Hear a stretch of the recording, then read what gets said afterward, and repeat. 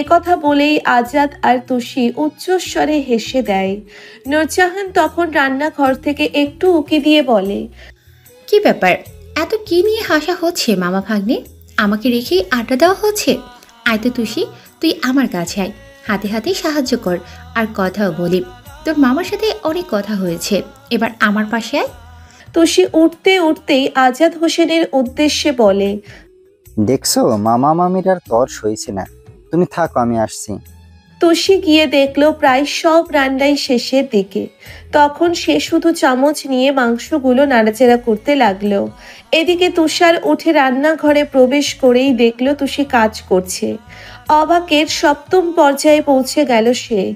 এরপর চোখ বড় বড় করে বলল, আম্মা, ও আম্মা, আজ কোন দিক দিয়ে সূর্য উঠেছে আম্মা? নাকি আমি চোখে কম দেখছি? রান্নাঘরে কি সকাল সকাল পেতনি ঢুকেছে? আমি যা দেখছি এটা ইহকালেও সম্ভব না। আজই আমি চোখে ডাক্তারের কাছে যাব। সর্বনাশ, বয়স আমার 25 হলো না, এক্ষুনি চোখে দেখি না। এইভাবে চললে তো কেউ বউ দেবে না আম্মা। তুষি এক মনে রান্নায় মনোযোগ দেওয়ায় হঠাৎ তুষারের কথা খানিকটা হকচকিয়ে গেল। কাছুমাছু করে সাইডে দাঁড়িয়ে তুষারকে জায়গা করে দিল। তুষার একদম তুষির দিকেই দৃষ্টি নিক্ষেপ করে আছে।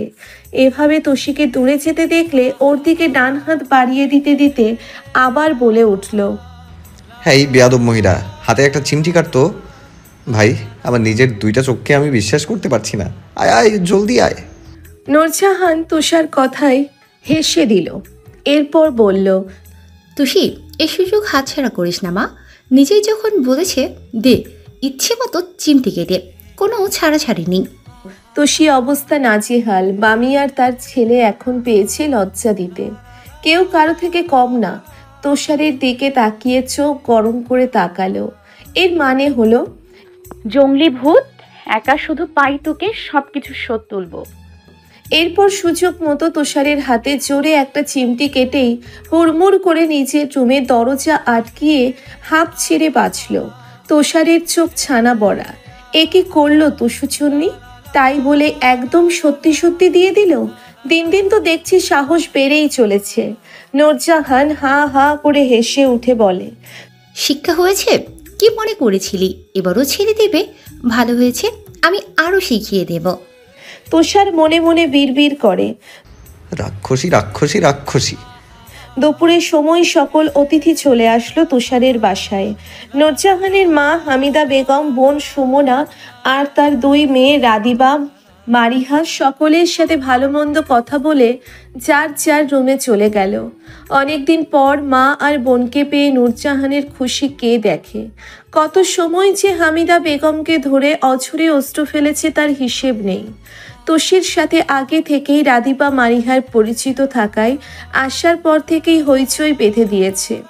তুষার নানুকে অনেক দিন পর পেয়ে সেই যে তার কোলে বসে আছে, আর অন্য কোনো দিকে খেয়াল নেই। সবাই হাত মুখ ধুয়ে দুপুরের খাবার একসাথে বসে কবজি ডুবিয়ে খেলো। এরপর মারিহা তুষির রুমে আরাম করে বসে পড়ল। আজ সারা রাত আমরা আড্ডা দেব, ওকে তুষি? কেউ ঘুমাতে পারবে না, আগেই বলে দিলাম। আমরা তো কালকের পরের দিন চলে যাব, তাই সারা রাত জেগে ইচ্ছে মতো আড্ডা দেব, ওকে গাইস? তুষিও বেশ খুশি হলো। রাধিবা আর সে জোরে গলা ফাটিয়ে বলল। তাদের কথার মাঝেই হুট করেই তুষার রুমে প্রবেশ করে। এরপর বলে, কিরে ফকিন্নিরা, তোরা তো দেখি এই বেয়াদবের সাথে পুরো বাসা একদম মাথায় উড়িয়ে ফেলেছিস। আস্তে আস্তেই সব অভদ্রতা শিখিয়ে দিল এই তুষুচুন্নি। তুষারের কথায় মারিহা লজ্জায় নুইয়ে গেল। চুপচাপ একপাশে বসে কাছুমাছু করতে থাকে। রাদিবা মুচকি মুচকি হাসলেও তুষি মুখ বাঁকা করে অন্যদিকে তাকিয়ে জবাব দিল। তুষার গলার স্বর গম্ভীর করে উত্তর দেয়, চুপ কর তুই, এখন তুই আমার সাথে আয়। কাল যে শার্টটা নষ্ট করে রেখে দিয়েছিস সে কথা মনে নেই? আয় জলদি, না হলে থাপ্পড় মেরে মেরে নিয়ে যাব, গুনে গুনে 10টা। মারিহা হা হয়ে গেল এদের ঝগড়া দেখে। ছোট থেকেই তুষারকে পছন্দ করে সে, তবে কখনো তা বলতে পারেনি। মনের মধ্যে শুধু কথাটি চুপচাপ পুষিয়ে রেখেছে। তাই তো যখন তুষার সামনে থাকে লজ্জায় মুখ থেকে কথা অটোমেটিক বন্ধ হয়ে যায়। যদিও তুষির কথা এখনো সে জানে না। এদিকে তুষার কয়েকবার আসতে বললেও যখন আসলো না, তখন ওর হাত মুচড়ে কানে কানে ফিসফিসিয়ে বলে, কাল যে আমাকে জড়িয়ে ধরে বসেছিলি, এটা কি ওদের জানিয়ে দেব? কথাটি শেষ হতেই তুষি চকিত দৃষ্টিতে তুষারের দিকে তাকালো। এরপর বলল, না, কখনো বলবে না। যাচ্ছি আমি, যাচ্ছি। চল আস্ত শয়তান। এরপর রাধিবা আর মারিহাকে বলে তুষারের পিছু পিছু আসলো। দরজা হালকা চাপিয়ে তুষার বলল, নে, এবার আমার 10টা টি-শার্ট আয়রন করে দে। খবরদার, কাজ শেষ না হওয়া পর্যন্ত কোনো যাওয়া যাওয়াই নেই, গেলেই গোপন তথ্য ফাঁস। তুষি দাঁতে দাঁত চেপে বলল, এতগুলো আয়রন আমি একা করব? কাজের বুয়া পেয়েছো? একটা বিয়ে করে নিলেই তো পারো। জড়িয়ে ধরার জন্য এখন ভয় দেখে সব কাজ করিয়ে নিচ্ছ। তবে মনে রেখো, এই দিন নয়, আরো দিন আছে। সেই দিন নিয়ে যাবে এই দিনের কাছে। আরে চুন্নি, বিয়ে করবো তো বাপ। রাজাকার শ্বশুর তো আর তার কন্যাকে দিচ্ছে না ভাই। তবে সময় আসুক, এরপর দেখবি কোন দিন আসে। এখন আপাতত ভদ্রমেয়ের মতো কাজ কর দেখি, তবেই না বুঝবো বিয়ে করা যাবে নাকি বাদ হবে। এক চোখ টিপ মেরেই কথাটি বলল তুষার। তুষি ফুসফুস করতে করতে সব কাপড় আয়রন করতে নিল। যে নাকি নিজের কাপড়ও মাকে নিয়ে আয়রন করায়, তার আজ এসব করতে হচ্ছে। ইচ্ছে করলো সব পুড়িয়ে দিতে। সবগুলো কাপড় আয়রন শেষ হয়ে বড় করে দম নিল তুষি। বলল, হয়েছে, গেলাম। আমি কালই বাসায় চলে যাব, জঙ্গলি ভূত।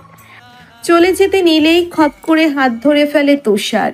এরপর কণ্ঠ অল্প খাদে এনে বলে, আরে আরে দাঁড়া, কাজ এখনো বাকি, তারপর যাবি। কাপড়গুলো এখন সুন্দর করে ব্যাগে রেখে আয় তো দেখি। তুষারের একের পর এক অত্যাচারে তুষি কান্না করে দিল। নাক টেনে টেনে বলল, আর জীবনেও আসবো না এই বাসায়। যে আসতে বলবে তার মাথা ফাটিয়ে দিব, এই বলে দিলাম। না বাবা, আমার এত ঠেকা পড়েনি বউয়ের বাসায় ঘর জামাই থাকার। তুই এই বাসায় না আসলে একটা হাড্ডিও তোর সাথে থাকবে না, মাথায় রাখিস। কথাটি বলেই তুষার একটু বাইরে বেরিয়ে কফি আনতে গেল। তুষির এই মুহূর্তে আর কোনো কথাই শুনতে ইচ্ছে করলো না। এখান থেকে যেতে পারলে তবেই শান্তি পায় সে। তাই তুষি হন হন করে কাপড়গুলো জলদি ব্যাগে গোছাতে থাকলো। এরপর হুট করেই উপরের চেইন লাগানোর সময় ঝুনঝুন শব্দে তৎক্ষণাৎ হুড়মুড় করে ব্যাগ খুলে দেখতে পেল প্রায় 6 জোড়া রেশমি চুড়ি, দুপাতা নানান কালারের টিপ আর একটি গাজরা। সবগুলো বের করে ভালোভাবে দেখার পর এক এক করে দুহাতে ছুরি পরার সময় তার মধ্যে একটা চিরকুটও দেখতে পেল। কৌতূহলে ভাঁজ খুলেই দেখতে পেল চিরচেনা সেই হাতের লেখা, মির্জাফরের মেয়ে। কখনো কারো জন্য চুড়ি কেনা হয়নি। প্রথম বেলায় সেদিনই চুড়ি কিনেছিলাম, তাও আবার তোর জন্য। তোর খুশিতে চোখ দুটো যখন ঝিকঝিক করছিল, তখন আমার ইচ্ছে হলো সেই খুশিকে আরও কয়েক গুণ বাড়িয়ে দিতে। আজ আবার মার্কেটে গিয়ে কিছু না ভেবেই টুক করে চুপি চুপি চুড়ি কিনে নিলাম। জানি না তোর কেমন লাগবে, তবুও আমাকে খুশি করার জন্য হলেও একটু পরে নিস। এই হতচ্ছাড়ার বাজে চয়েস চুড়িগুলো, তোর বন মানুষ। আচ্ছা, এটা হবে, এই হতচ্ছাড়ার বাজে চয়েসের চুড়িগুলো, তোর বন মানুষ। চিরকুট পেয়েই খুশিতে চোখগুলো চিকচিক করে উঠল তুষির। কিছুক্ষণ আগের সব কষ্ট অভিমান নেমে সেই পানির মতো উধাও হয়ে গেল।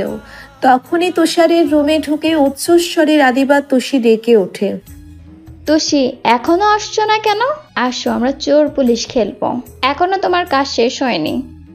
হঠাৎ কারো কথার শব্দে ভীষণ ভয় পেয়ে যায় তুষি। হাতে যতগুলো চুরি ছিল সব ঝনঝন করে ফ্লোরে পড়ে ভেঙে যায়। এহেন শব্দে নূরজাহান তড়িঘড়ি করে তুষারের রুমে এসে দেখে চারিপাশে সব চুরি এলোমেলো হয়ে পড়ে আছে। তুষি ভয়ে ভয়ে ঢোক গেলে চোর যেমন ধরা পড়ে চুপ হয়ে যায়, তেমনি কাঁচুমাচু করে মাথা নিচের দিকে দাঁড়িয়ে আছে তুষি। নূরজাহান হাই হাই করে ওঠে, কিভাবে হলো এসব? তুষার দেখলে তো রক্ষে নেই। এত চুরি তুষারের রুমে কোথা থেকে আসলো তুষি? রাধিবাও তখন তুষির পাশে সন্দিহান চোখ নিক্ষেপ করে নূরজাহানের সাথে তাল মিলিয়ে বলে, তুষি, এতগুলো চুড়ি তোমাকে কে দিল? আসার সময় তো খালি হাতেই এসেছিলে। তুষি আমতা আমতা করতে করতে যখনই কিছু বলবে, পিছন থেকে তুষার তড়িৎ গতিতে রুমে প্রবেশ করে বলে, মা, তোমার এই আদরের ভাগ্নি দিল তো সব শেষ করে। এটা কি করলি তুষি? সব চুরি ভেঙে দিলি? কত কষ্ট করে টিউশনের টাকা জমিয়ে আমার ভবিষ্যৎ বইয়ের জন্য ভালোবাসা মিশিয়ে কিনে রেখেছিলাম, তাও তোর নজরে ঠিকই চলে গেল। আগে আমার জিনিসে নজর দিতি, এখন তো দেখছি আমার একমাত্র বইয়ের জিনিসেও তোর ভয়াবহ রকমের নজর পড়েছে। তোর কোন কালের বইয়ের জন্য এসব এনেছিস শুনি? তুই যদি আর একবার তুষিকে কিছু বলিস, বাসা থেকে বেরিয়ে যাবি তুই। ও ভেঙেছে, বেশ করেছে, আরও ভাঙবে, তাতে তোর কি সমস্যা?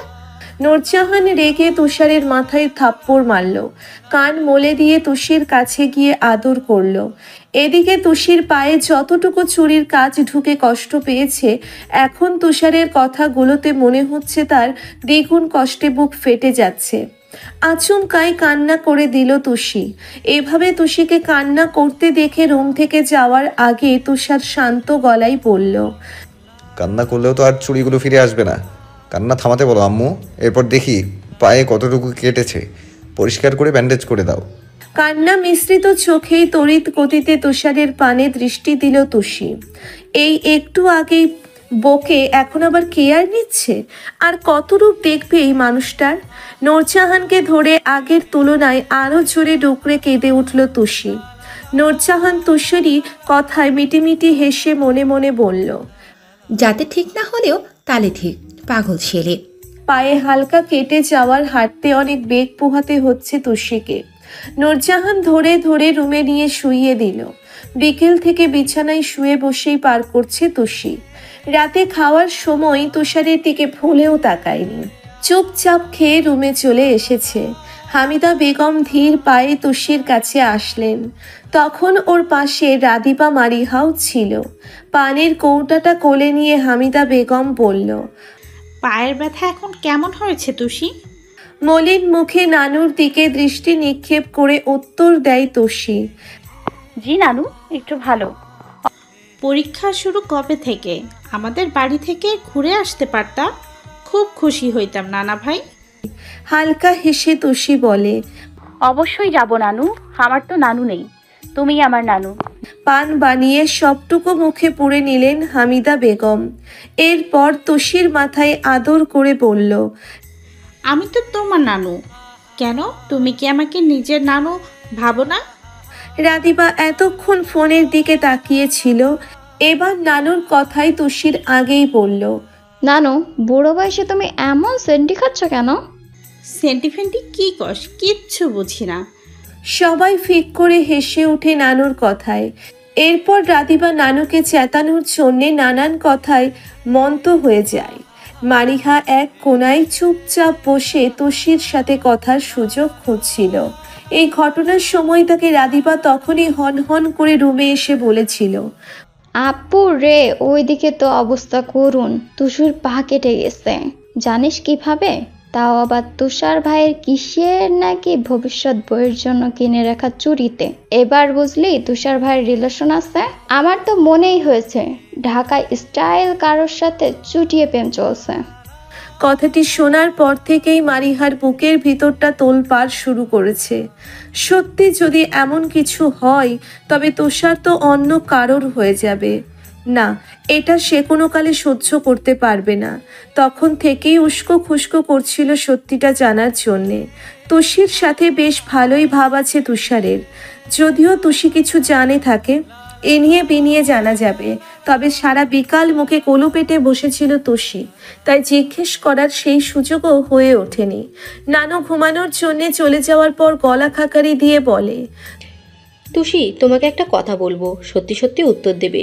যদি শিওর বলতে পারো, তবে তোমাকে আমি নিচে যত পারো তত ফুচকা খাওয়াবো।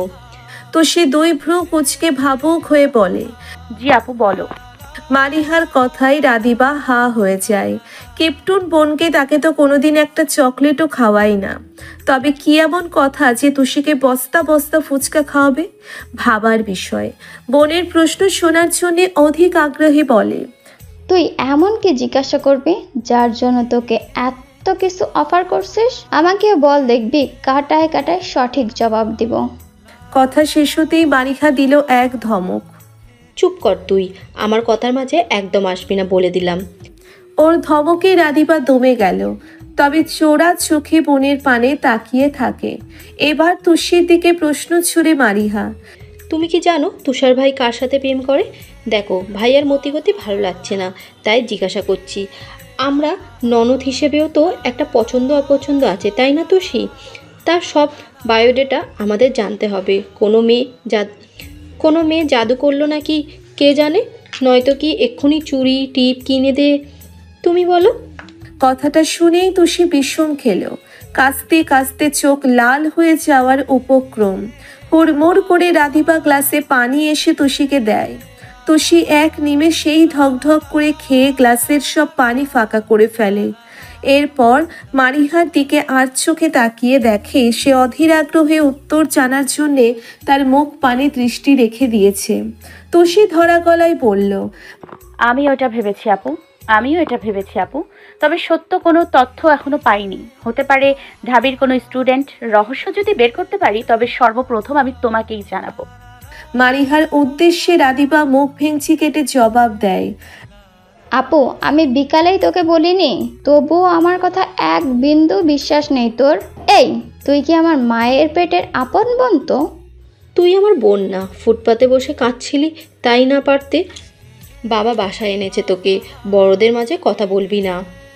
রাধিবা বোনের কথায় রাগে গজগজ করতে করতে বেরিয়ে যায়। মায়ের কাছে গিয়ে সব বলে দিবে সে। আজ এর একটা বিহিত হতেই হবে। মারিহা আবার হাসি মুখে বলল, তাহলে তুষি এক কাজ করবে, তুমি তো তুষারের সাথে ভালো কথাই বলো, ভয় পাও না। আসলে ভাইয়ার রাগ আমি খুব ভয় পাই, তাই কাজটা তোমাকেই দিচ্ছি। কালকে ফোন ঘাটাঘাটি করে দেখবে যদি কিছু পাও কি, অমনি আমাকে খবর দেবে, ঠিক আছে? তুষি শুধু উপর নিচ মাথা নোয়ালো। ওর মনে মনে ভীষণ হাসি পাচ্ছে। তবে মারিহার কথা শুনে মনে হচ্ছে তুষারের প্রেম করাতে তার অনেক কিছু আসে যায়। কোনো বড়সড় অন্যায় করে ফেলবে তুষার ভাই, যার শাস্তি হতে হবে জেল। তুষির অবস্থা মানকা চিপায় পড়ার মতো। এখন ওর কাছে মনে হচ্ছে চোরকেই বলছে, তুমি কি চুরি করেছো? যদি করো আমার সামনে হাজির করো। তিনজনে দুপুরের পর যত প্ল্যান করেছিল তেমনটার কিছুই হলো না। সারা রাত আড্ডা তো দূর, রাত 11টা বাজার পরপরই তুষি ঘুমে তলিয়ে গেল। রাধিবাও ফোনে নাটক দেখায় ব্যস্ত হয়ে পড়ল। যত কিছু হয়ে যাক না কেন আজ তার নাটক দেখাই লাগে। গভীর মনোযোগে নাটক দেখায় ব্যস্ত রাধিবা। মারিহা চিন্তায় ঘুমোতে পারছে না। মন কেমন কু গাইছে। তুষার ভাইয়ের সামনে গিয়েও ভালোবাসার কথা বলার সাহস হবে না তার। চিন্তায় সারা রাত মাথার চুল অর্ধেক পেকে গেছে। সকাল সকাল উঠেই তুষার খাবার টেবিলে বার কয়েক তুষির দিকে তাকালো। এবারও ফলাফল শূন্য। কোনোভাবেও মনের ভুলে তুষি তাকাচ্ছে না। সেই যে চুপচাপ নিচের দিকে মুখ করে রেখেছে, আর ওঠার নাম নেই। এদিকে মারিহা এক দৃষ্টিতে তুষারকে পরখ করছে। মনের ভেতর কি চলছে তা বোঝার চেষ্টা করছে সে।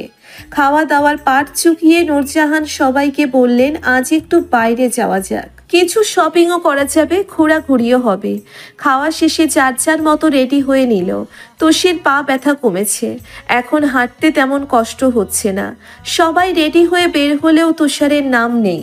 তাই নূরজাহান তুষিকে বলল, তুষিমা যা তো তুষারকে ডেকে নিয়ে আয়। তুষি কখনোই ওই রুমে যাবে না বলে পণ করেছে। তুষারের ধারের কাছেও কোনোদিন ঘেঁষবে না সে। তাই আমতা আমতা করে বলে, মামি আমার তো পায়ে ব্যথা, তুমি না হয় রাধিবাকে পাঠাও। পিছন ফিরে রাধিবার দিকে তাকিয়ে বলে, প্লিজ রাধিবা একটু যাও না। রাধিবা কিছু বলার আগেই মারিহা চট করে জবাব দেয়, ওর যেতে হবে না, আমি দেখে আসছি, দাঁড়াও। এই যাব, এই আসবো। দৌড়ে তুষারের রুমের সামনে এসে জোরে শ্বাস নিয়ে দরজায় নক করলো মারিহা। ভেতর থেকে তুষার বলল, কে? আসো ভেতরে। মাথা বরাবরের মতোই নত করে গুটি গুটি পায়ে ভিতরে প্রবেশ করে ঋণ ঋণে গলায় বলে, তুমি যাবে না তুষার ভাইয়া, সবাই বসে আছে। তুষার বিছানায় হেলান দিয়েই শক্ত কণ্ঠে বলে, না যাব না, আমার শরীর ভালো লাগছে না, তোরা যা, বিরক্ত করিস না আমাকে। তুষারের শরীর ভালো না শুনেই চকিত দৃষ্টিতে তাকায় মারিহা। দেখে তুষার মনে ফোনের দিকে তাকিয়ে আছে। আশেপাশে যে কোনো মেয়ে আছে, তাতে কোনো হেলদোল নেই ওর। বড় বড় পা ফেলে তুষারের পাশে বসে একটা অস্বাভাবিক কাজ করে ফেলে মারিহা। নিজের ডান হাত বাড়িয়ে তুষার কপালে স্পর্শ করে বলে, দেখি জ্বর হলো নাকি? কই, শরীর তো ঠান্ডা। তুমি আমাকে বলো কি হয়েছে? খুব খারাপ লাগছে? মাথা ব্যথা করছে? মারিহা স্পর্শে মেজাজ খারাপ হয়ে যায় তুষারের। তৎক্ষণাৎ ওর হাত জোরে ঝাপটা মেরে ফেলে দেয়। রেগে গিয়ে বলে, এই তুই কোন সাহসে গায়ে হাত দিলি? এসব বিরক্ত লাগে আমার, জানিস না? রুম থেকে বেরিয়ে যাবে এই মুহূর্তে। একটু আগে ভালোভাবে বললাম, তা কানে গেল না, তাই না? থাপড়িয়ে কান গরম করে দেবো, মনে রাখিস। যা বলছি, তোরা কোথায় যাবি যা। আমাকে চেঁচাতে আসিস কেন? আমি না গেলে কি কেউ মন খারাপ করবে? কথাগুলো বলেই এক সেকেন্ডও দেরি করলো না তুষার। হন হন করে ছাদের উদ্দেশ্যে চলে গেল। ইচ্ছে করেই তুষির উপর ওঠা সব রাগ মারিহার কাছে ঢালল। মারিহা কখনো ভাবেনি তুষার এরকম ব্যবহার করবে। আচমকাই কান্না করে দিল সে। দৌড়ে গিয়ে মাকে জড়িয়ে ধরে হাউমাউ করে কেঁদে দিল। সুমনা বেগম চমকালেন। তার শান্তশিষ্ট মেয়েটার কি হলো এখন? এই না ভালো ছিল। নূরজাহান সহ সবাই বেশ অবাক হলো। অল্প কিছুতে কোনোদিন মারিহা কাঁদে না, খুবই শক্ত মনের সে। সুমনা বেগম আদর করে জিজ্ঞেস করলেন, মারিহা, কি হয়েছে? কাঁদছিস কেন? তুষার কিছু বলেছে? তার মা তুষারের কথা বলায় আরও কান্নার বাঁধ ভেঙে গেল। অস্পষ্ট স্বরে বলল, তুষার ভাইয়া আমাকে বকেছে মা, এখানে আমি থাকবো না, বাড়ি যাব। তোমরা কোথায় যাবে যাও। এই বলেই এক দৌড়ে রুমে চলে গেল। তোষিও রুমের এক চিপায় চুপচাপ দাঁড়িয়ে আছে। জঙ্গলি ভূত দেখে দিন দিন সবাইকে জ্বালিয়ে মারছে। শেষে দাঁড়িয়ে থাকতে না পেরে হাজারটা গালি দিতে দিতে ছাদের দিকে পা বাড়ালো। ছাদে পৌঁছে দেখতে পেল কার সাথে ফোনে যেন খুব হেসে হেসে কথা বলছে। তোষি মুখ বাঁকা করে উচ্চস্বরে প্রশ্ন করে, তোমার বউয়ের জন্য কেনা চুড়িগুলো ভেঙেছি বলে আমার রাগ কেন মারিহা আপুর উপর ঝাড়লে? হ্যাঁ, কাল থেকে কথা বলিনি, বেশ করেছি। কখনো কখনো বলবো না বন মানুষ। এতই যখন বউয়ের জন্য ভালোবাসা টপ টপ করে পড়ছে, তবে আমিও দেখি মেয়েটি কতটা সুন্দর। ফোনে নরম স্বরে রাখছি বলেই পকেটে পুরে নিল। এরপর তোষির চোখের দিকে পলকহীনভাবে দৃষ্টি নিক্ষেপ করে জবাব দিল, তার জন্য ভালোবাসা আমার দিন দিন বেড়েই চলেছে। একটা আস্ত গোলাপকে যত্ন নিচ্ছি, নরমভাবে ছুঁয়ে দিচ্ছি যাতে আমার হাতের চাপে নষ্ট না হয়ে যায়। আগলে আগলে রাখছি সব কালো হাত থেকে। আমার বিশ্বাস কালো হাতগুলো তার দিকে এগিয়ে নিলেই সে তার কাঁটা দিয়ে সেই হাতগুলোকে ছিন্ন ভিন্ন করে দেবে। তোষি এসব জটিল কথার মানে কিছুই বুঝল না। তাই দৈভ্র কিঞ্চিত করে ভাবতে লাগলো কথাগুলোর মানে কি হতে পারে। তুষার আবার ওর দিকে এগিয়ে চোখে চেয়ে পুনরায় বলল, আর কি যেন বললি? বউ আমার কেমন সুন্দরী? আবার চোখে সে আগুন সুন্দরী। তার দিকে তাকালে এই চোখ যেন ঝলসে যায়। বুকের বাঁ পাশে উত্তেজনায় থক থক করে। তার ঠোঁটগুলো আমায় ভীষণ কাছে টানে। একবেলা কথা না বললেই মনটা পাগল পাড়া করে তোলে। তাকে যতই দেখছি ততই ভালোবাসার একটা কারণ দেখছি। আসলে মূল কথা, সে নিজেই তো আস্ত একটা ভালোবাসার গোলাপ ফুল। এত সুন্দর কথাগুলো শুনে এবার তুষির মনে মনে ভীষণ চলে গেল। হিংসে হচ্ছে অনেক। তার জানা মতে তুষি ছাড়া বলল তাকে গলা টিপে মেরে ফেলতে। কষ্টে মনটা জ্বলে যাচ্ছে। তবুও ভাবুক হয়ে তুষারকে বলে, সে কোথায় থাকে? তোমার মুখের কথা আমি বিশ্বাস করি না। আমাকে ছবি দেখাও, তবেই না বুঝবো আসলে আগুন সুন্দরী নাকি ফাগুন সুন্দরী। কথাটি একটু ফোড়ন কেটেই বলে তুষি।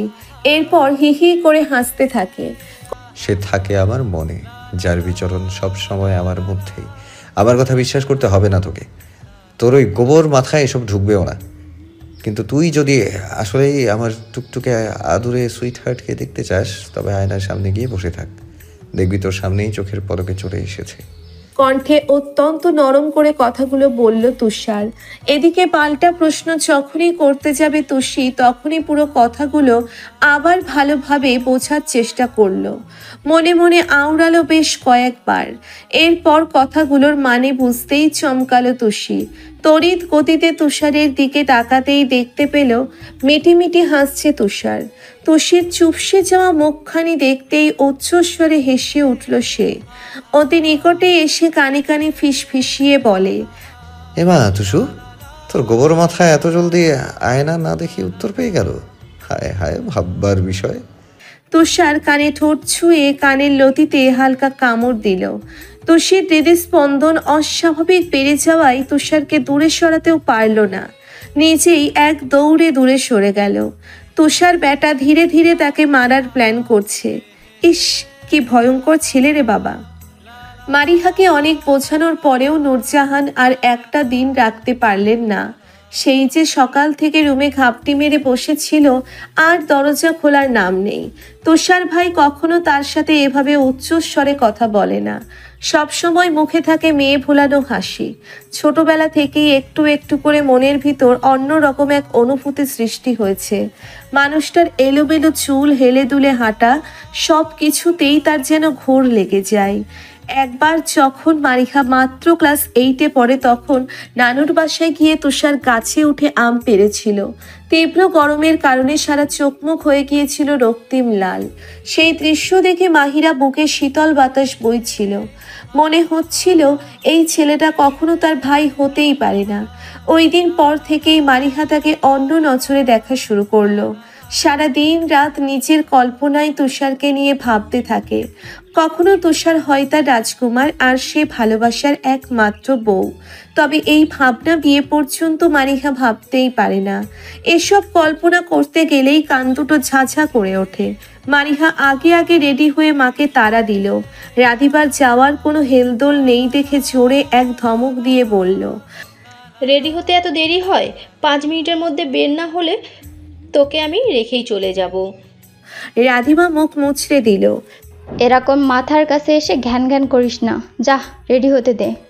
তুষি একটু মন খারাপ করে নরম স্বরে বলল, আপু কালকে যেও, এভাবে রাগ করে থেকো না। ওই বন মানুষ কি না কি বলেছে, তাই নিয়ে তুমি কষ্ট পাচ্ছ। জানো আমাকে তো কারণে অকারণে সুযোগ পেলেই থাপ্পড় তো দেয়, আবার মাথার চুলও ছিঁড়ে ফেলে। তবুও ভাই তো, তাই মেনে নিতে হয়। তুমিও এসব ছোটখাটো জিনিস নিয়ে কষ্ট পেও না। মারিহা তুষির কথাকে তেমন পাত্তা না দিয়ে ব্যাগ হাতে নিতে নিতে জবাব দিল, তোমার আর আমার ব্যাপারটা এক না। তুমি আমার থেকে 2 বছরের ছোট, এসব বুঝবে না। জানো কতটা কষ্ট লাগছে আমার? একবার এসে সরি পর্যন্ত বলল না। সেই যে বাসা থেকে বের হয়েছে আর বাসা আসার নাম নেই। তার মানে কি আমি বুঝি না? থাকবো না আমি এখানে। তুষি অসহায়ের মতো ঠোঁট দুটি উল্টে বিড়বিড় করে বলল, কি জানি, আসলেই হয়তো বুঝি না। হামিদা বেগমকে রেখে সুমনা বেগম 2 মেয়েকে নিয়ে চলে গেল। যাওয়ার সময় বলল কয়েকদিন মাকে থেকে যেতে। বাসায় একা একা কি করবে? নূরজাহান তুষারের প্রতি সব রাগ আপাতত পুষে রেখেছে। একবার শুধু বাদরটা আসুক, মেরে তক্তা বানিয়ে ছাড়বে। দিন দিন অসভ্য হচ্ছে, বোনের মেয়েগুলোকে শান্তিতে 2 দিন থাকতেও দিল না। তুষি না হয় ওর বাদরামও সহ্য করে, তাই বলে কি ওরাও এসব বুঝবে? কবে ভালো হবে এই ছেলে? সবাই তো আর তুষি নয়। রাগে মাথা ব্যথা করছে প্রচণ্ডভাবে। তুষি মামিকে সামলানোর জন্য রুমে নিয়ে আলতো হাতে মাথায় মলম মালিশ করে দিচ্ছে। তবুও নূরজাহানের সারা শরীর দেরি করছে। রাতে আজাদ হোসেন আসার পরপরই নূরজাহান কেঁদে কেটে সব বলল। কতদিন পর তার একমাত্র বোন এই বাসায় এসেছিল, আর তুষার খারাপ ব্যবহার করে মেয়েটাকে কাঁদালো। আজ যদি আজাদ হোসেন কিছু না করে, সেও এ বাসায় থাকবে না। মায়ের সাথে বাপের বাড়ি চলে যাবে।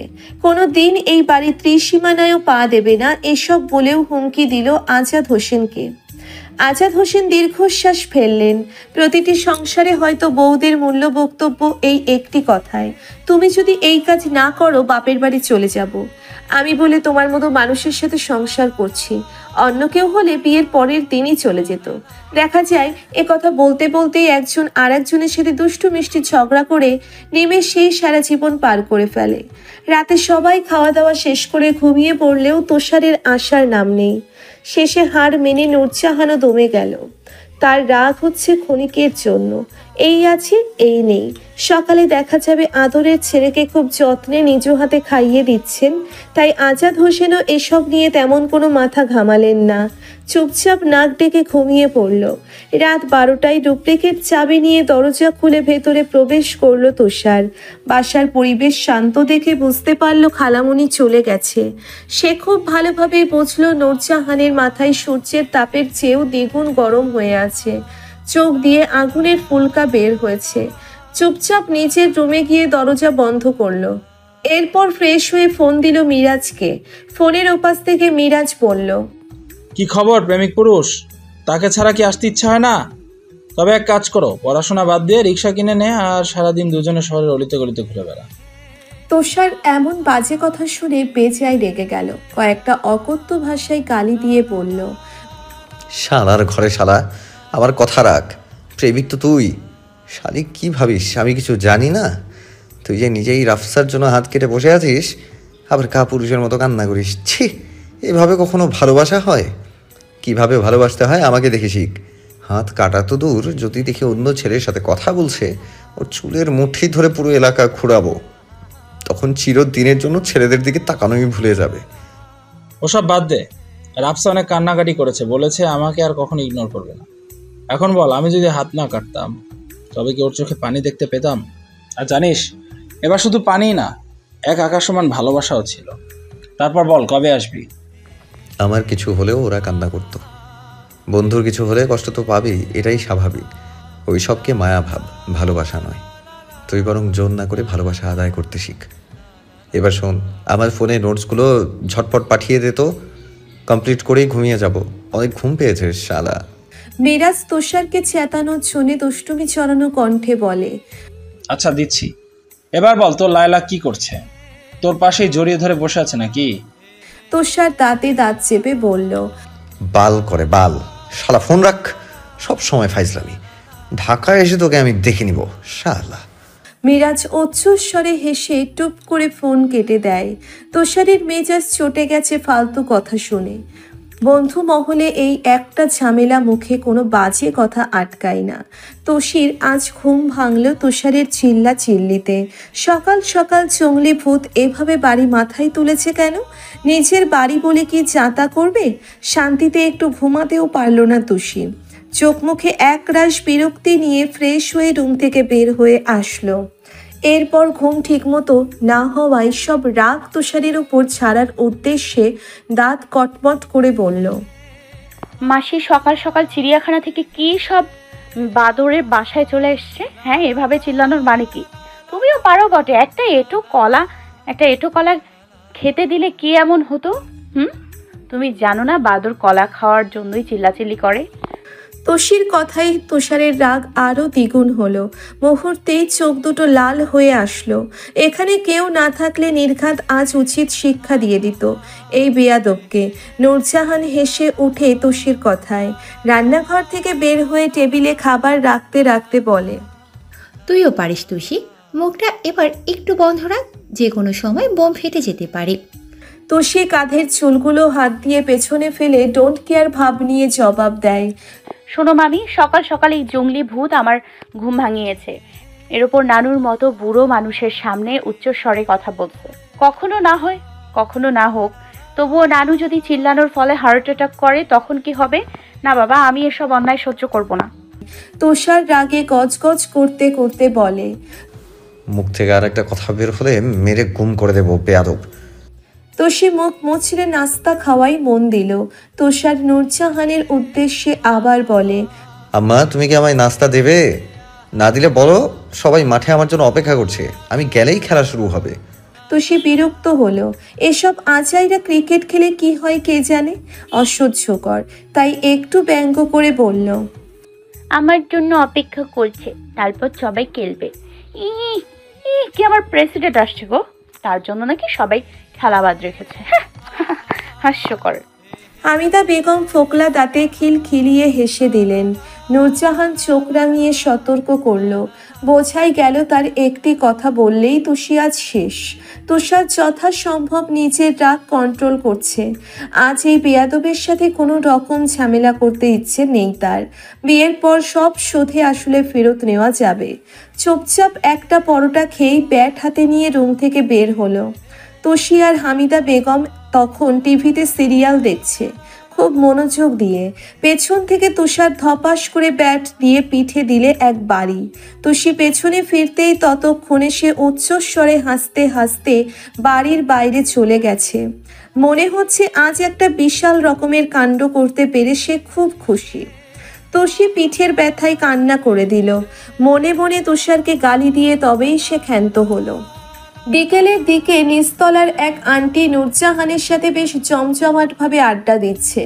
নূরজাহান হালকা নাস্তা বানিয়ে সেই যে গল্প নিয়ে বসেছে তার হিসেব নেই। আন্টির সাথে ছোট্ট একটা পুচকে মেয়েও আছে, তার নাম হচ্ছে রাহা। সে আপাতত এদিক ওদিক ঘুরে সব জিনিস হাত নেড়ে নেড়ে দেখছে। গোল গোল চোখজোড়া দিয়ে তুষিকে বেশ কয়েকবার পরখ করে এক সমুদ্র বিস্ময় নিয়ে আধো আধো গলায় বলল, তুমি কোথায় থাকো? এ বাচ্চাই তোমাকে তো আগে দেখিনি। আমার সাথে খেলবে? অনেক বলো বলো, বন আছে আমার। আজও বল খেলি।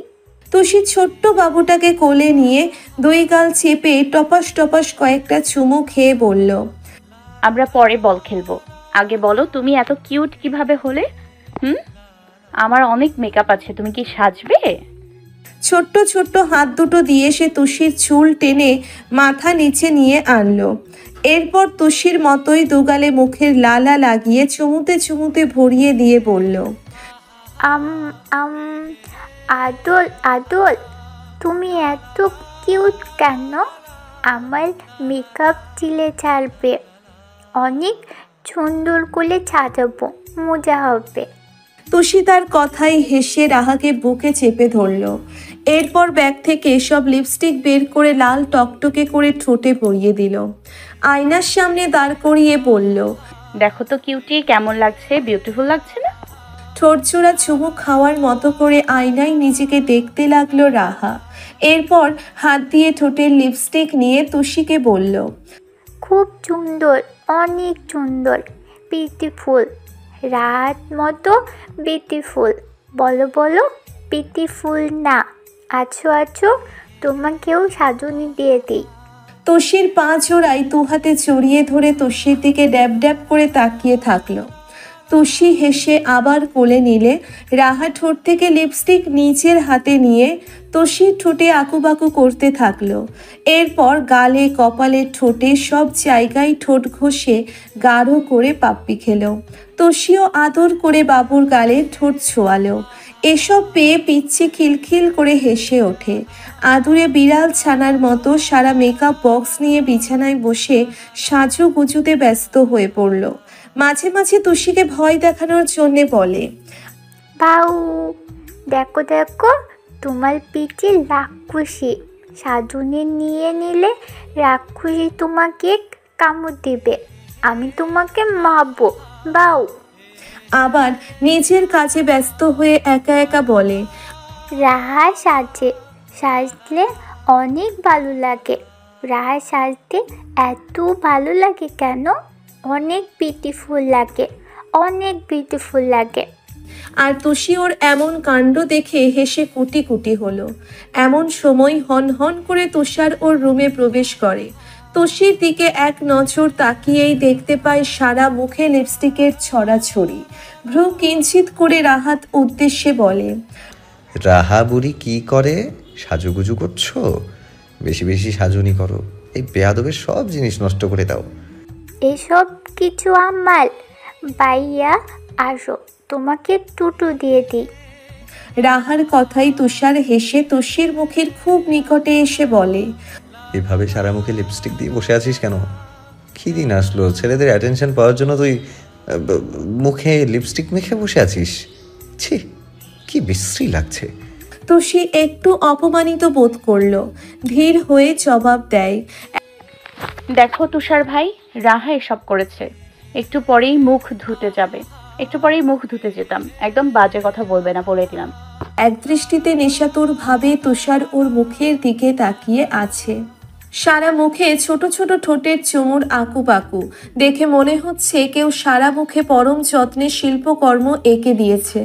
তুষার হুট করেই ঘোর লাগা গলায় তুষির দিকে তাকিয়ে রাহাকে উদ্দেশ্য করে বলে, রাহা বাবু, এভাবে চুমু না দিলেও পারতে।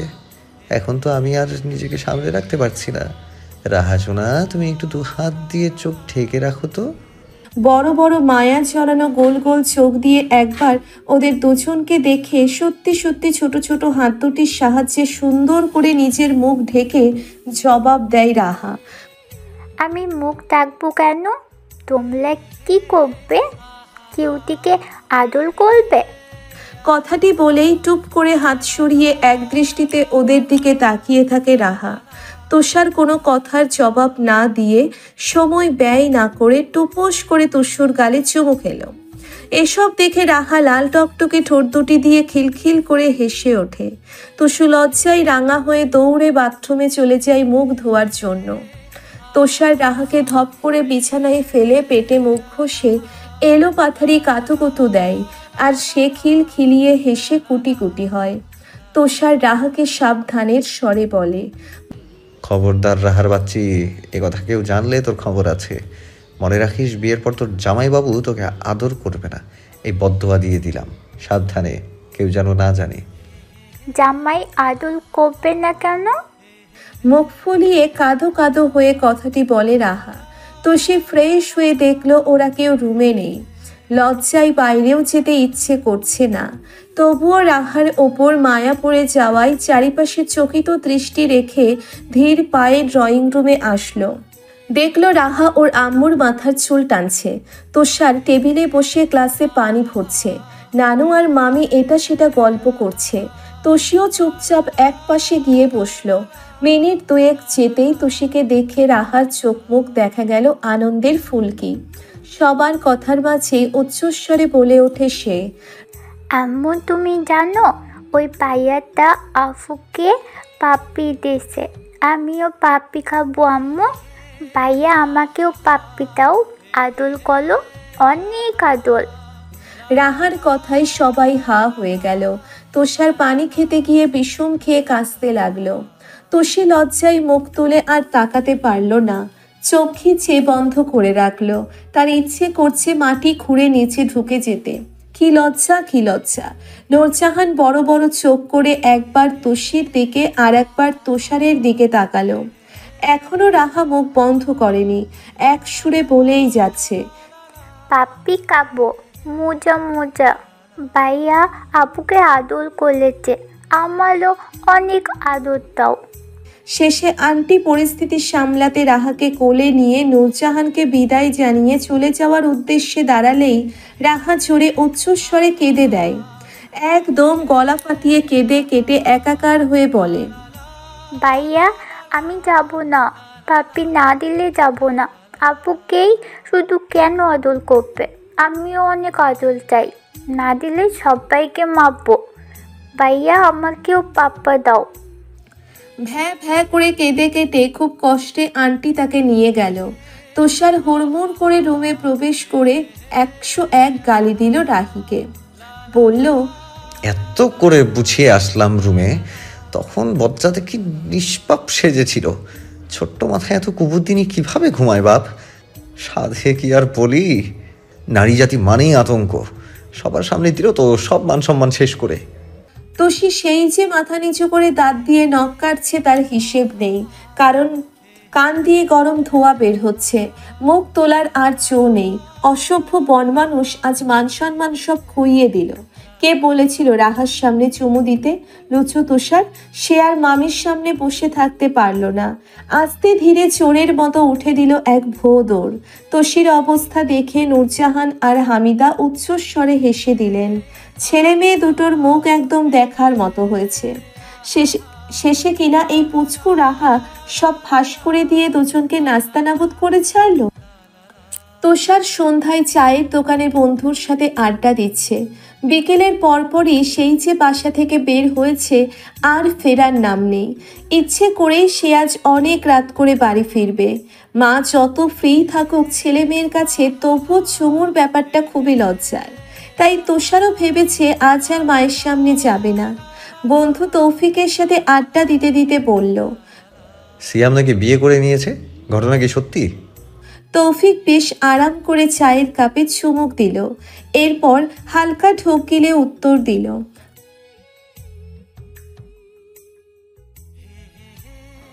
জানিস, হুট করে একদিন মাঝরাতে তামিম ফোন করে হাঁপাতে হাঁপাতে বলে, দোস্ত একটা বড় সর্বনাশ হয়ে গেছে। তখন আমি ঘুম থেকে ধরফর করে উঠে ঘুমের ঘরেই ওর সাথে তাল মিলিয়ে উচ্চ স্বরে বললাম, কি হয়েছে, কি হয়েছে? বিশ্বাস কর, আমার হলের রুমে সবাই জেগে উঠেছিল। কেউ কেউ জিজ্ঞেস করলো কে মারা গেছে, কি হয় তোমার, বল দেখি কি একটা অবস্থা। শালার তামিম সেই ছোটবেলা থেকেই কোনো ছোট ঘটনাতেও হাইপার হয়ে যায়। কথা শেষ করেই হাসতে হাসতে তৌফিকের পিঠে ধরাম করে তুষার দিল এক চাপ্পড়। তৌফিকও বসে নেই, নিজেও দুটো তুষারের বাহুতে কিল দিয়ে তবেই শান্ত হলো সে।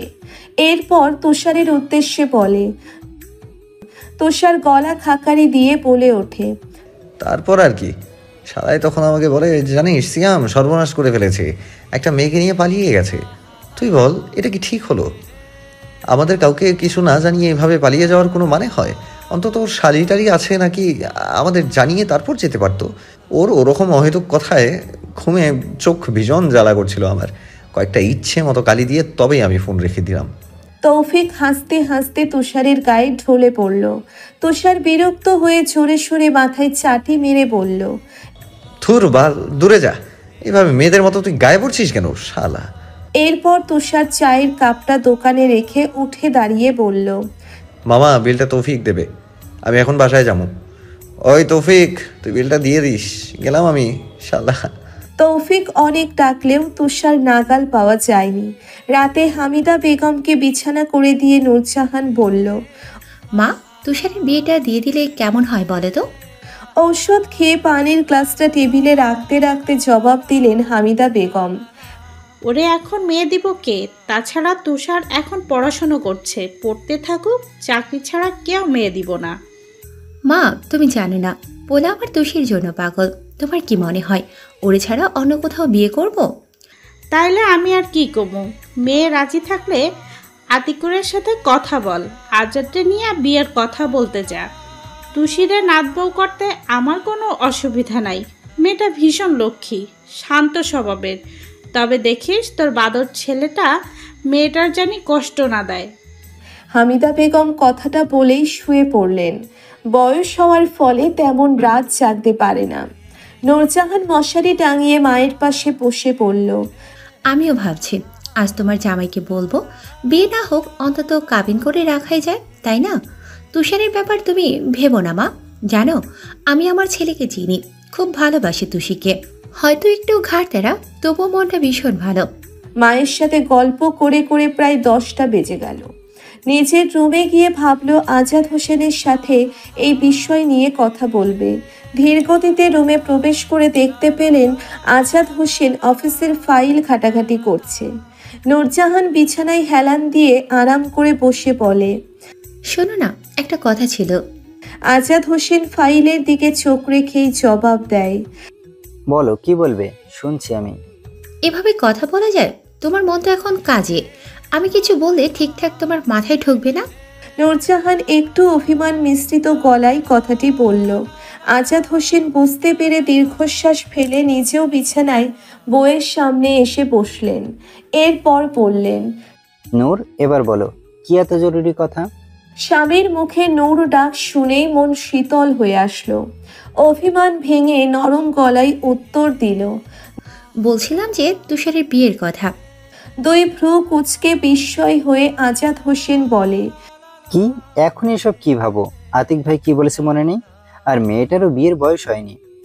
আহা, আগে শোনো না, আমি আর তুমি ভাইজানের সাথে আগে কথা বলেই দেখি। বিয়ে না হোক কাবিন করে আমরা রাখতেই পারি। তাছাড়া ভালোভাবে বুঝিয়ে বলে রাজি হতেও তো পারে, তাই না? তুমি যা ভালো মনে করো তাই করো, হলে ভালোই হয়। মেয়েটা কয়েকদিন এখানে থেকে কি সুন্দর বাড়িটা মাথায় করে রেখেছে।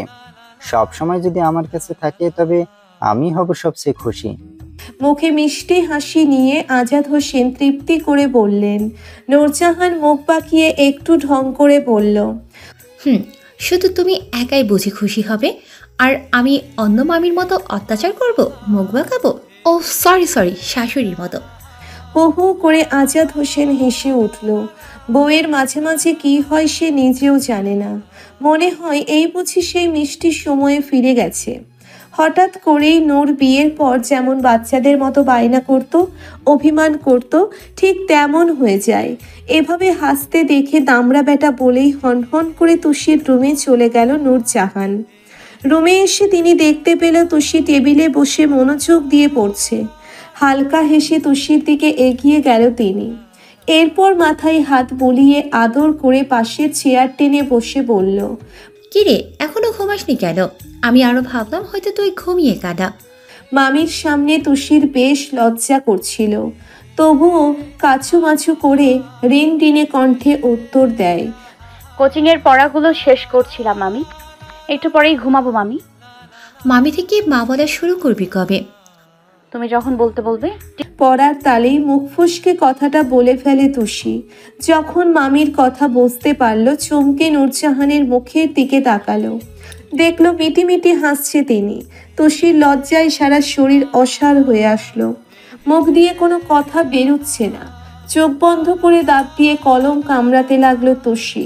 নূরজাহান তুষির অবস্থা বুঝতে পেরে মুখে হাত বুলিয়ে বলল, হয়েছে অনেক পড়া, এবার চল তুই আর আমি মিলে আজ জমিয়ে সিনেমা দেখব।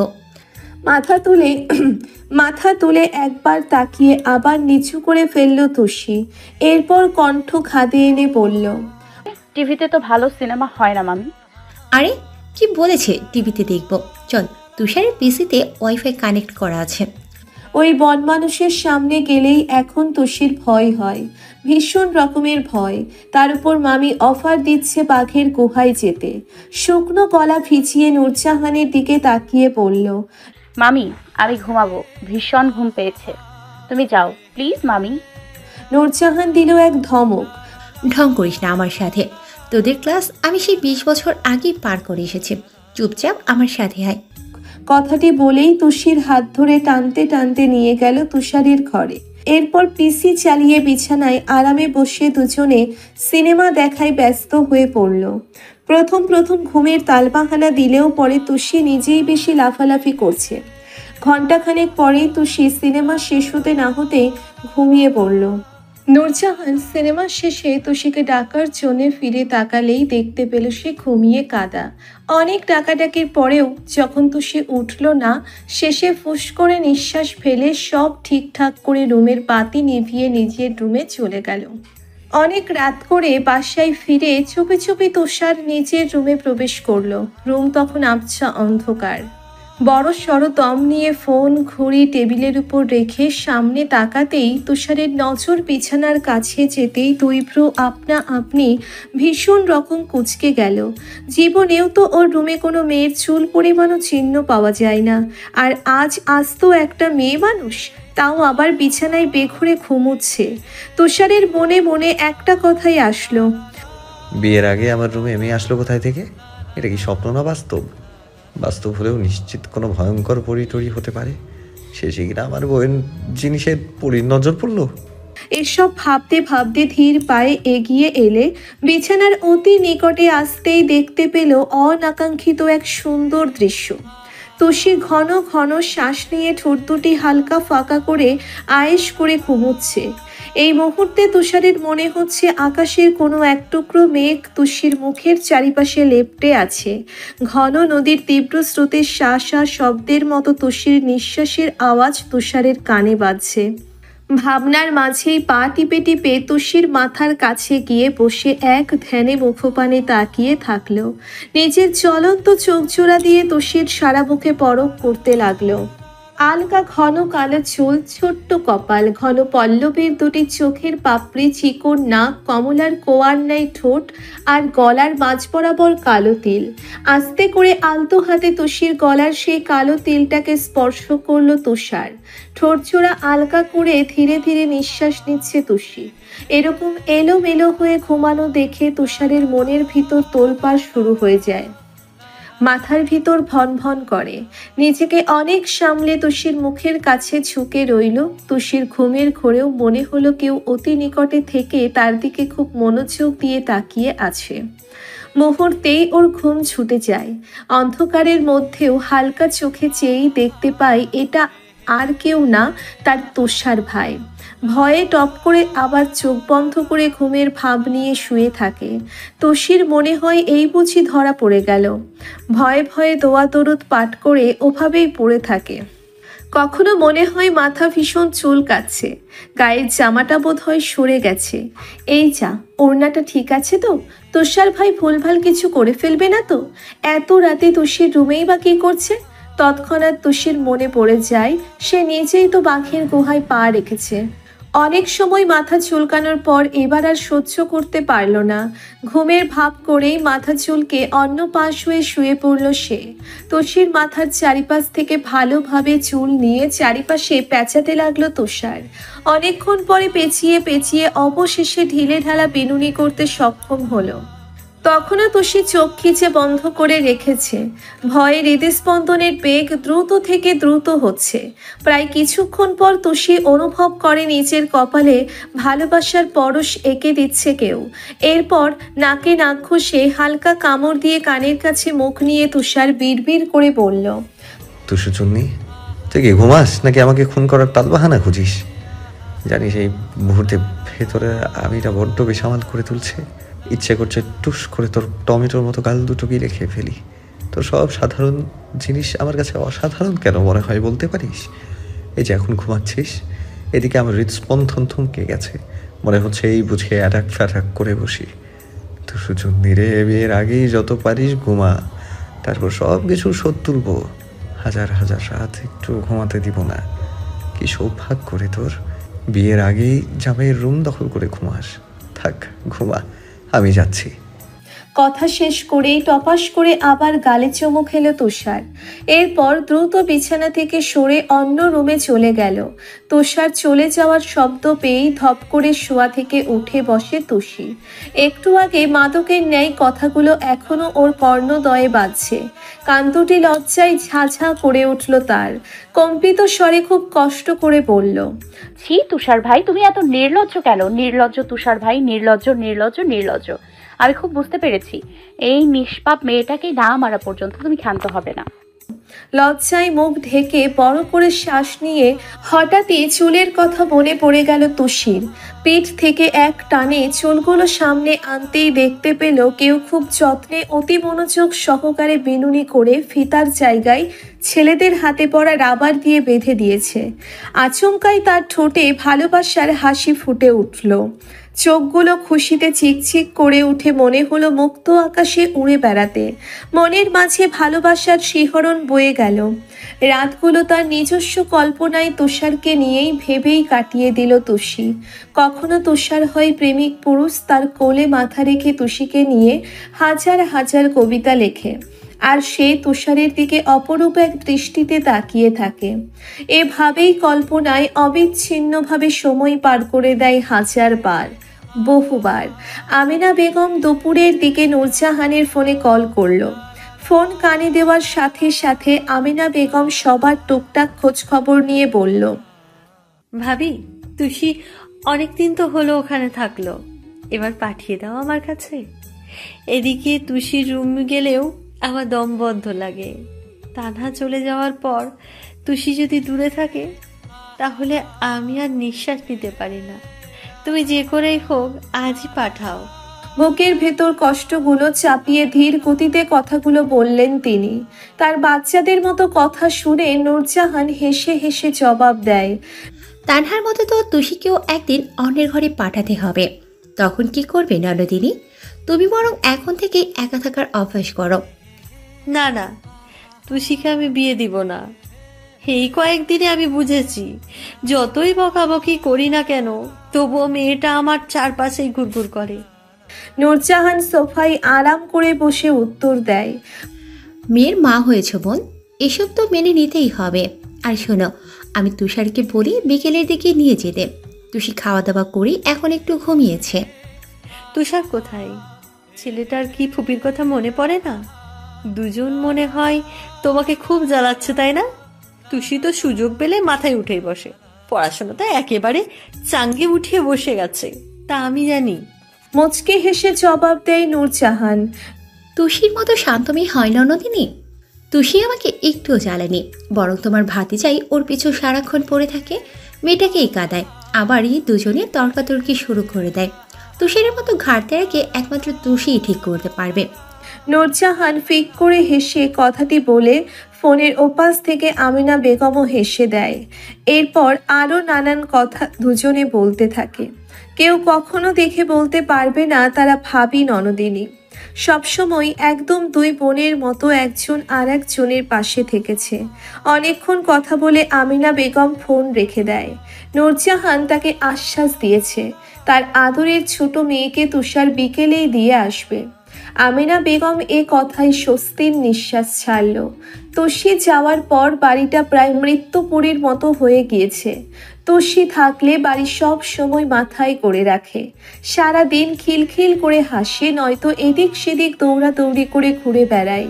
নিজের আদরের ভাতিজার জন্যে আজ নানান রকম রান্না করবে আমিনা বেগম।